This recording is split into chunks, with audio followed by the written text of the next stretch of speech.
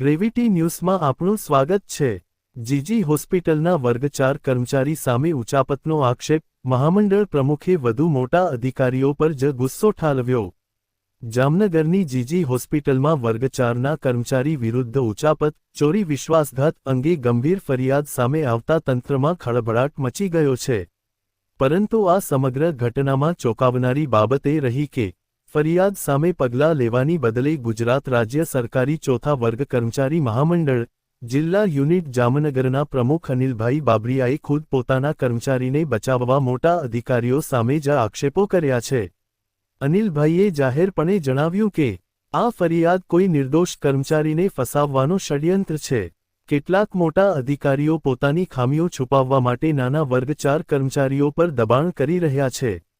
તેમના આ નિવેદન બાદ તંત્રના વરિષ્ઠ અધિકારીઓ પણ સ્ફોટક સ્થિતિમાં આવ્યા છે, કારણ કે હજી સુધી ફરિયાદની યોગ્ય તપાસ શરૂ થઈ નથી અને ન તો ફરિયાદકર્તાને ન્યાય મળ્યો છે અને ન તો આરોપી કર્મચારી વિરુદ્ધ કાયદેસર કાર્યવાહી થઈ છે।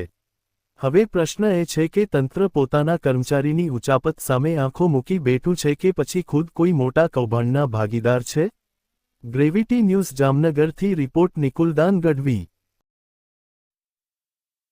હું અનિલ બાબરિયા, ગુજરાત રાજ્ય સરકારી ચોથા વર્ગ કર્મચારી મહામંડળ જિલ્લા યુનિટ જામનગરના પ્રમુખ તરીકે આજે મેં તમામ પ્રેસ મીડિયા, ઇલેક્ટ્રોનિક મીડિયામાં બધાય મારી પ્રેસ નોટ આપેલી। એમાં મેં સ્પષ્ટપણે લખેલું છે કે ભાઈ આ કોઈ નાનો કર્મચારી કૌભાંડમાં સામેલ ન હોય। અવારનવાર જ્યારે આવા બનાવો બને છે ત્યારે જે કાંઈ ઉચાપતોની ફરિયાદો થાય છે એ નાના કર્મચારી ઉપર જ થાય છે। હવે નાનો કર્મચારી કાંઈ ઓની એક કેપેસિટી નથી હોતી કે ઉચાપત કરી શકે। આની સાથે અધિકારીઓ આ બધા જ્યારે આ બધા બિલો બને છે, થાય છે, તમામ કર્મચારીઓના પગાર બિલો બને છે, એમાં તમામ અધિકારીઓની સહી થતી હોય છે। આ બધા 7-7, 8-8 મહિનાથી જે આ બધાના ઉચાપતોની પગાર લેતા, શું અધિકારીઓને કોઈને ખબર જ નથી હોતી? આ બધા બિલ 4 જગ્યાએથી સહી થઈ અને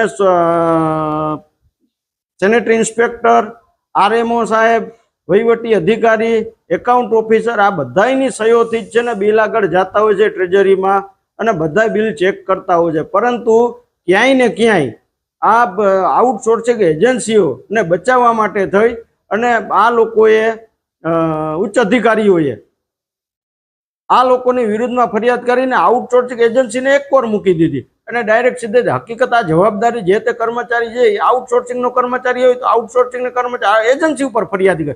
પૈસાની ઉચાપત થાય તો પૈસા ભરવાની જવાબદારી આઉટસોર્સિંગ એજન્સીઓની હોય છે।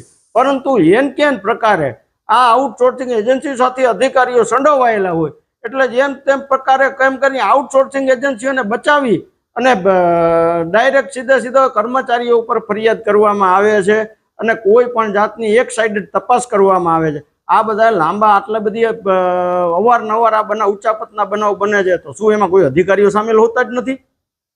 બધી સહીઓ અધિકારીઓને ખ્યાલ હોય છે, બધી અધિકારીઓ સહી કરતા હોય છે, ચેક અધિકારીઓ કરતા હોય છે અને હમણાં તો અધિકારીઓ કાયમ માટે રોજ સવારે હાજરીમાં આવી બધાની હાજરી પૂરતા હોય છે, માણસ ચેક કરતા હોય તો આ ઉચાપત થાય કેવી રીતે? આ ઉચાપત થવામાં મારા ખ્યાલ પ્રમાણે એકલો ખાલી ક્લાસ 4નો કર્મચારી આમાં સામેલ હોતો નથી, આમાં તમામ અધિકારીઓ પણ સામેલ હોય છે। એટલે મારે ના છૂટકે યુનિયનના ઓલાની દ્રષ્ટિએ પ્રમુખ તરીકે મારે આમાં ઉતરવું પડ્યું છે અને આમાં બધાની એક તરફી તપાસ ન થાય, તમામની તપાસ થાય એવી મારી લાગણી અને માંગણી છે।